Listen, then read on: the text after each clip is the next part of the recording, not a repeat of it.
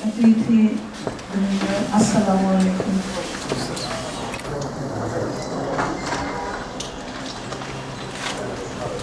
আমার স্বামী শহীদ মোহাম্মদ কামাল স্বামী কারাগার থেকে ওনার সর্বশেষ বই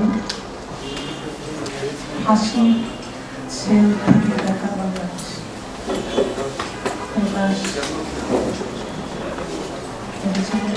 নিজের রাজনৈতিক সামাজিক অভিজ্ঞতা থেকে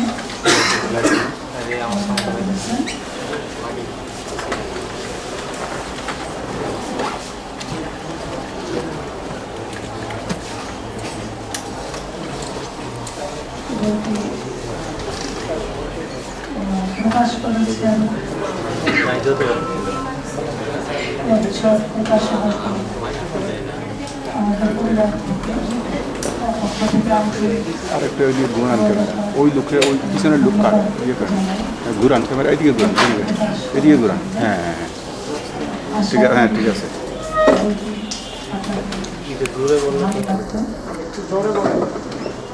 জোরে বলেন আপনার কথা শোনা যায় না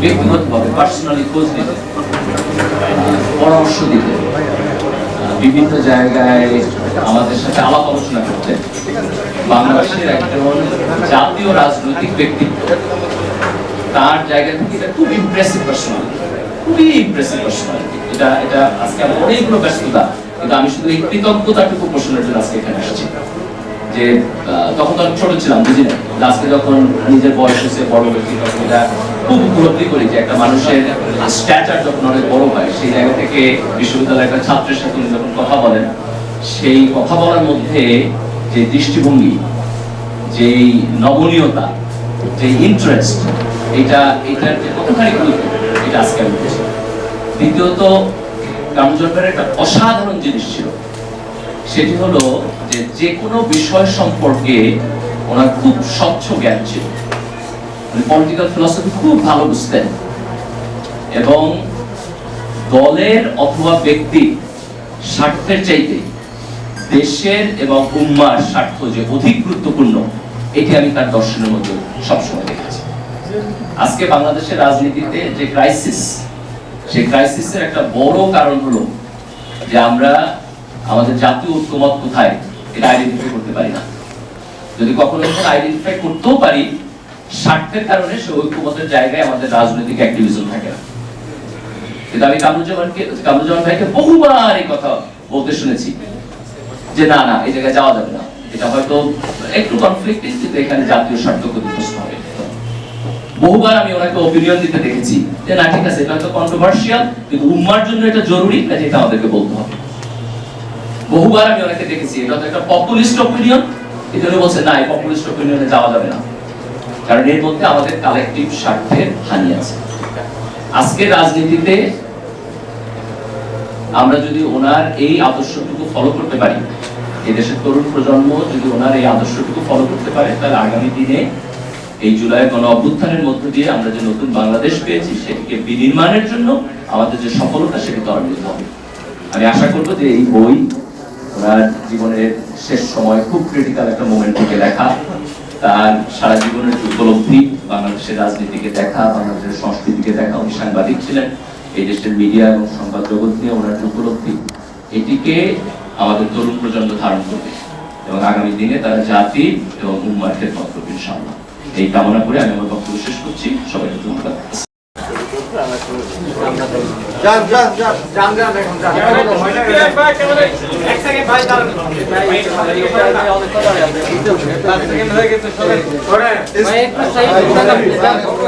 স্টেজে থাকবেন একটু সময়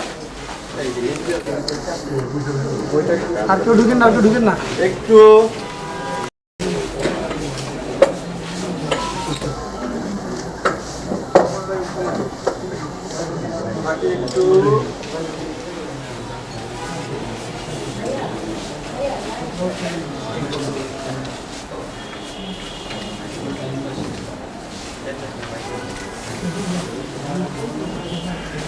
আলহামদুলিল্লাহ আমাদের আমার বাবা আমরা যখন দেখা করতে যেতাম প্রতি মাসে তখন প্রায় বলতেন যে আমি কিছু লিখে দিতে চাই দেশের জন্য, জাতির জন্য।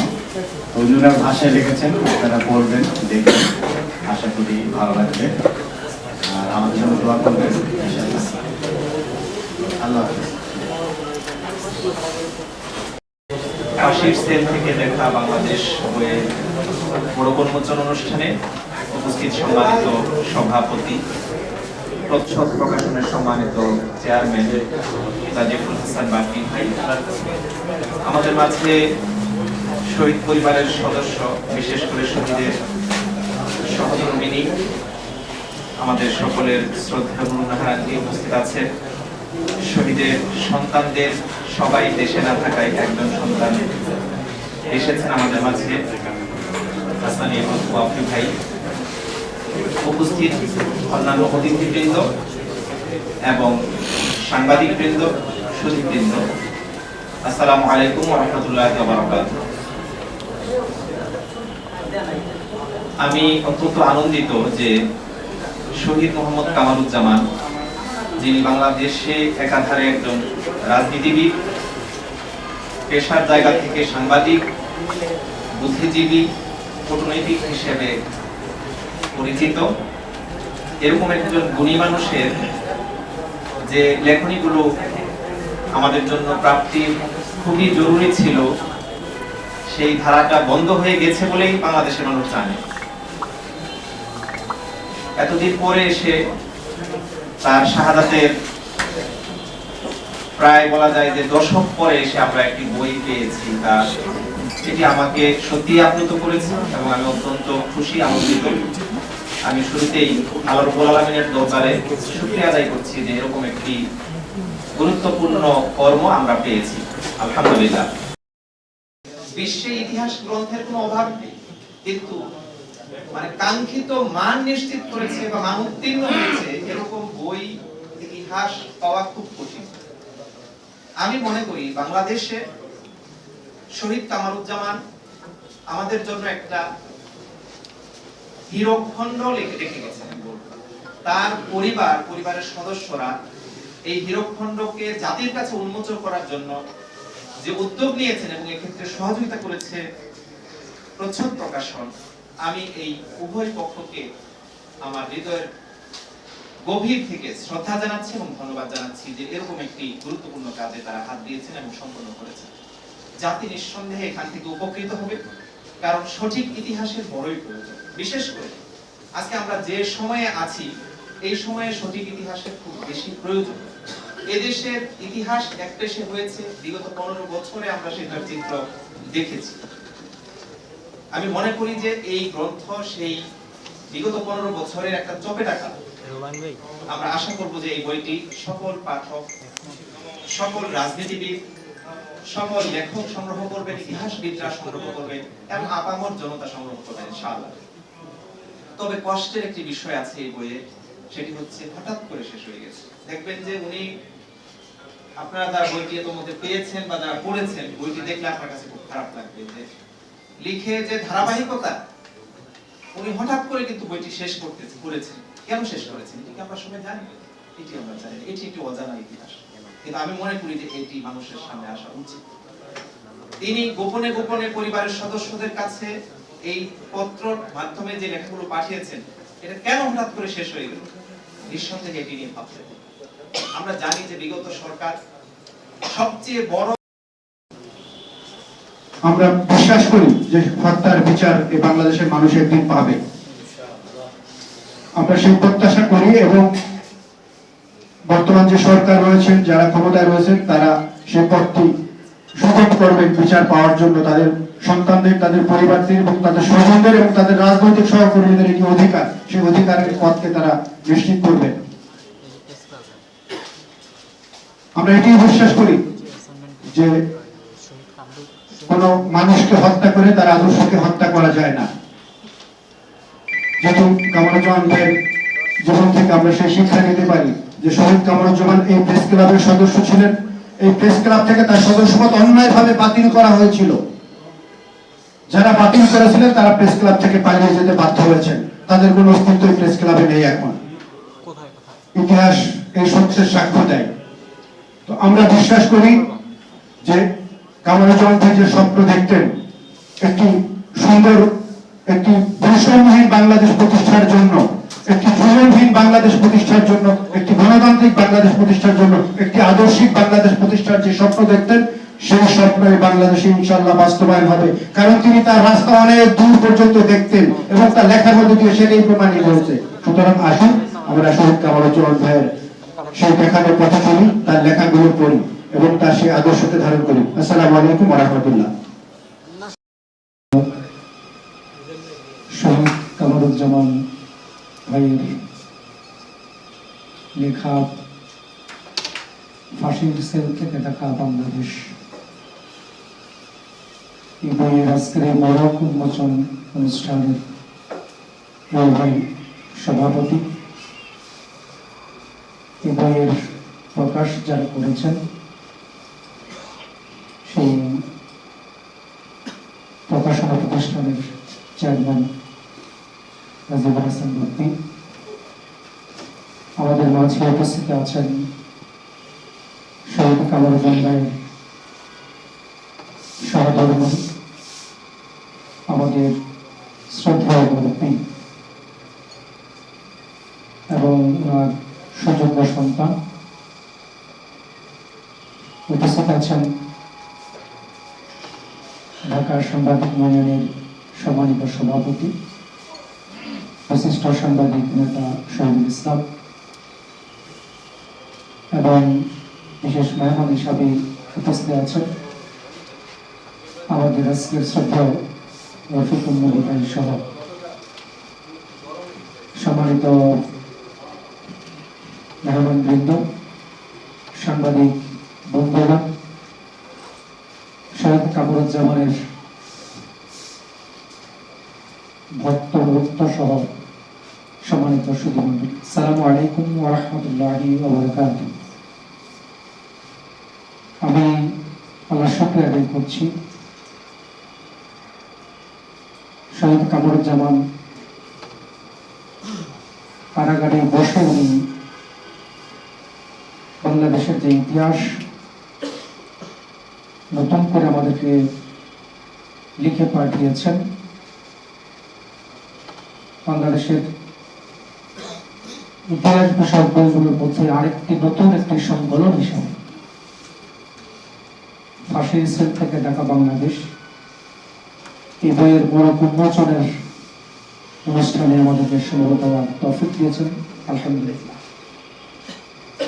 সম্মানিত উপস্থিতি, সম্মানিত ভাইরা, আমরা কথা শুনছিলাম, ওনার পরিবারের সদস্যদের কাছ থেকেও কথা বলছি। শহীদ কামরুজ্জামান বাংলাদেশের ইতিহাসের এক অনন্য অসাধারণ ব্যক্তিত্বের নাম। তিনি ইসলামী রাজনীতির শীর্ষ পর্যায়ে দায়িত্ব ছিলেন। তিনি একজন যোগ্য দক্ষ সংগঠক ছিলেন। তিনি একজন সাংবাদিক, বুদ্ধিজীবী, শিক্ষাবিদ হিসাবে এই বাংলাদেশের বিভিন্ন প্রেক্ষাপটে অনন্য অসাধারণ ভূমিকা রেখেছেন। একইভাবে একই দায়িত্বশীল রাজনীতির সংগঠনের সর্বপর্যায়ে শীর্ষ পর্যায়ে দায়িত্বশীল হিসাবে আন্তর্জাতিক ক্ষেত্রেও এই বাংলাদেশকে পরিচয় করার ক্ষেত্রে তিনিও অনন্য অবদান রেখেছেন। আমি আজকে গভীর শ্রদ্ধার সাথে স্মরণ করছি, আল্লাহ সুবহানাহু ওয়া তাআলা তার জীবনের সমস্ত আমলগুলোকে কবুল করুন। বইটি আমরা যতটুকু দেখার সুযোগ হয়েছে, আমি বলেছিলাম এটি হতে পারে বাংলাদেশকে নিয়ে সেই ব্রিটিশ শাসন থেকে শুরু করে 1/11 পর্যন্ত যে ঘটনার পরিক্রমা, এটি আরেকটি সংকলন হিসাবে বাংলাদেশের ইতিহাস বিষয়ক বইগুলোর মধ্যে সংযুক্ত হবে, যার মাধ্যমে পাঠক অনেক বিষয় এখান থেকে জানার সুযোগ পাবে। এই 15 থেকে 17 বছর পুরো বাংলাদেশ আওয়ামী ফ্যাসিস্ট জালেমদের জুলুমের কারাগারে পরিণত হয়েছে, আর সেই জুলুমের শিকার হচ্ছেন শহীদ কামারুজ্জামান। তাকে মিথ্যা মামলা দিয়ে বিচারকী হত্যাকাণ্ডের মধ্য দিয়ে দুনিয়া থেকে বিদায় করা হয়েছে। তার ব্যাপারে যে অভিযোগগুলো আনা হয়েছিল এবং যে সময়ে 1952 সালে জন্ম নেয়া একটা ব্যক্তি 1971 সালের ঘটনা, যার বয়স কেবলমাত্র 17 থেকে 18 বছর, যে সময়টা তার বয়সের যে মাপকাঠি, সেই মাপকাঠিতে তার ব্যাপারে যে অভিযোগগুলো নেওয়া হয়েছে এগুলো কোনোভাবেই তার সাথে যায় না। আমাদের নেতৃবৃন্দ এবং শহীদ কামরুজ্জামান ভাই সহ অত্যন্ত দৃঢ়তার সাথে বলেছেন, স্পষ্ট করে বলেছেন, আমাদের বিরুদ্ধে আনিত সমস্ত অভিযোগ মিথ্যা, মিথ্যা এবং মিথ্যা। তার প্রত্যেকটি লাইন মিথ্যা, তার প্রত্যেকটি শব্দ মিথ্যা, তার প্রত্যেকটি দাড়ি কমা সেমিকোলন পর্যন্ত মিথ্যা। এই মিথ্যার উপর দিয়ে তাদের উপর বিচার করা হয়েছে। আমি ওনার সাথে কারাগারে থাকার আমার সুযোগ হয়েছে।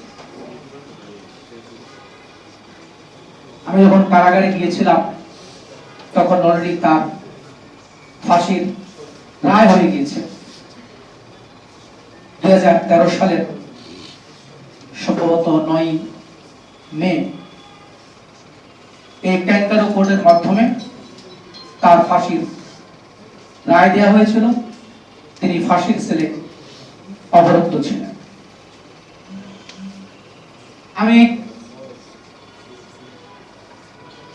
যখন শিবিরের কেন্দ্রীয় সভাপতি ছিলাম বা হয়েছিলাম, আমার কাছে তখন চিঠি লেগেছিলেন একটা অধিকার নিয়ে।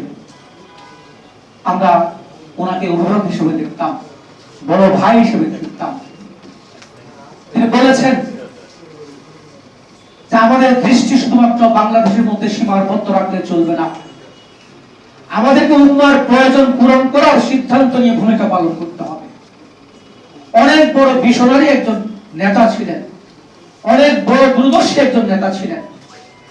তিনি ব্যক্তি, পরিবার এবং দলের ঊর্ধ্বে উঠে পুরো বাংলাদেশকে নিয়ে চিন্তা করেছেন, যার কারণে তার বিভিন্ন সময়ের বক্তব্যগুলো, লেখনীগুলো আমাদেরকে পুরো জাতিকে অ্যাড্রেস করে আমাদের কাছে এসেছে। আমাকে ঢাকা কলেজ, ঢাকা ইউনিভার্সিটিতে পড়ার কারণেই আমরা একটু প্রিভিলেজ পেতাম।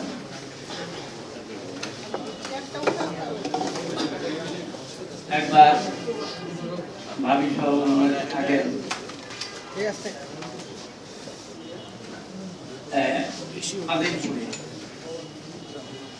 আজিমপুরে, ওখানে আমরা দুজন খেয়ে, ওনার সফর ছিল চট্টগ্রাম এবং কক্সবাজার। উনি কেন্দ্রীয় সভাপতি, আমি ঢাকা মহানগরীর বাইতুল মাল সেক্রেটারি। রেওয়াজ ছিল কেন্দ্রীয় সভাপতির সাথে একজন সাথী থাকতেন। আমাকে নির্বাচন করা হয়েছিল ওনার সাথে। মানুষ যখন এমনি ইতিহাস করে এক জিনিস, আর বাস্তবতা ভিন্ন জিনিস। আজিমপুর থেকে গাড়িতে আমরা গেলাম কক্সবাজার। সেখানে বড় হলে প্রোগ্রাম হলো। ওনার সাথে যেহেতু গেছি, বক্তা আমিও ছিলাম। বড় কথা হলো কামারুজ্জামান ভাই যখন যা দরকার উনি তা ব্যবহার, আমার জানা। আমরা এখান থেকে বাসে গেলেও কক্সবাজারে কিন্তু আমরা প্লেনে গেলাম, এবং আমার জীবনে প্রথম প্লেনে উঠলাম চট্টগ্রাম থেকে কক্সবাজার। এবং এই যে আসা এবং যাওয়া সময়ে কত অভিজ্ঞতা, কত বাস্তবতা। আজকে যে আমি ওনার চেয়ারে কিন্তু আমি বসি, এর যোগ্যতা আমার নাই।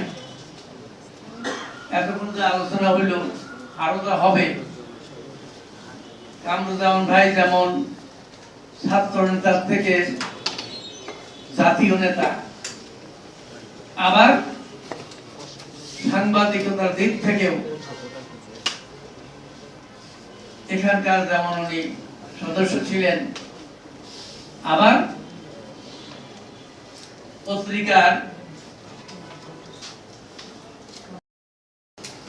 সর্বক্ষেত্রে ইউনিয়ন চেয়ারম্যান থেকে শুরু করে সব পলাতক। কেন পলাতক? অন্যায়ের শেষ টুকু তারা করে গেছে। এই দেশে মাঝে মাঝে হুঙ্কার আসে, আপনাদের পত্রিকাতেও আপনারা লেখেন, এই আসতেছে, এই চলে আসবে। এত সোজা না। ইনশাআল্লাহ শত শত বছর চলে যাবে, তাদের এই কুকীর্তি বাংলাদেশ থেকে মুছে যাবে না।